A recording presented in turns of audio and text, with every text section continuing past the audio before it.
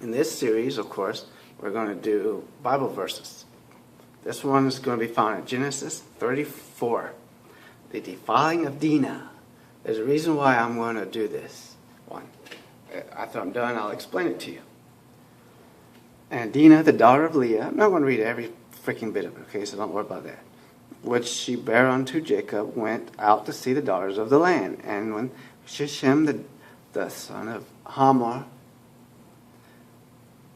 the Hivite prince of the country, saw her, he took her and lay with her and defiled her. Blah, blah, blah. And he sold clay, went to her. She basically wanted her. And then, of course, he tries to, the Hamor, the father of Shechem, went up unto Jacob to commune with him. And the sons of Jacob came out of the field when they heard it. And the men were grieved, and they were very wroth, because they were falling in Israel and lying with Jacob's daughter. Doesn't say anything about, how, they hurt her or anything like that, how he hurt her. It's how they hurt their family. Who's really being injured during a sexual assault? The poor woman is being assaulted, or the entire family? I mean, come on. But this is how these bastards thought. But anyway, he wanted them, and they blah, blah, blah. And let's see if we can get these names. And the sons of Jacob answered Shechem and Hamor's father deceitfully, saying, you cut part of your penis off, and we'll let you have her. And of course, what they do, they come in with a sword after a couple of days and kill all the men because of what one person did. And of course, later on in Genesis, when Jacob is blessing, his sons, these two men, whatever their names are, I can't think of their names right now. It doesn't seem to have their names written down. But anyway, they don't get the blessing. It's given to Joseph's sons. Now you may say, why did I use this one? It's simple.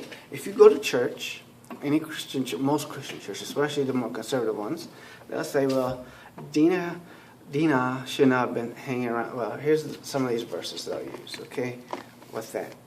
Amos 3:3, can two walk together except they be agreed? And then, of course, another one of their favorites is James 4:4.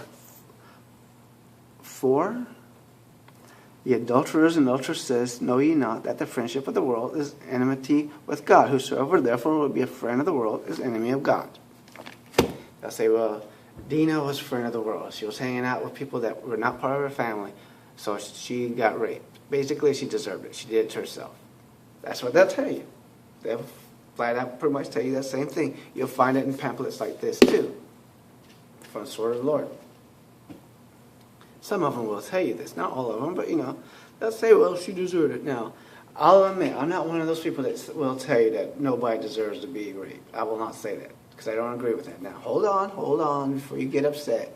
The only people I feel deserve to be assaulted are the people that rape. Rapists deserve to be raped. I don't care what anyone says, especially if they hurt children.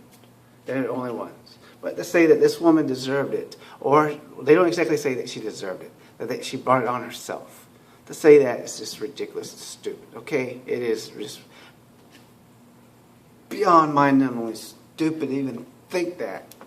And the Bible doesn't even tell you that. It doesn't even seem to care. It mainly just tells you about folly on our family. Only one of them, basically, one of Jacob's sons, just says they dealt with her as a prostitute. So he showed some concern for his sister.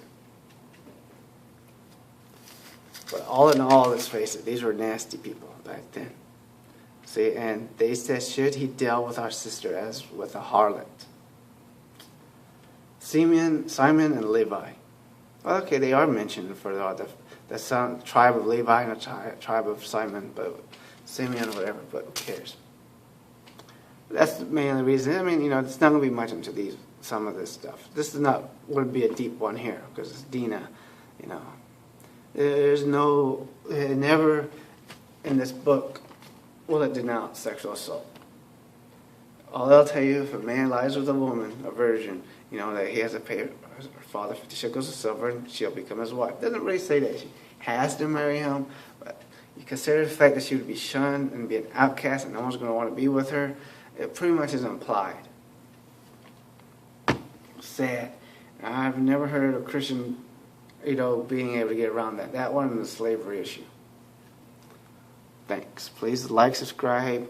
Please for watch any of my other videos if you wish. Thanks.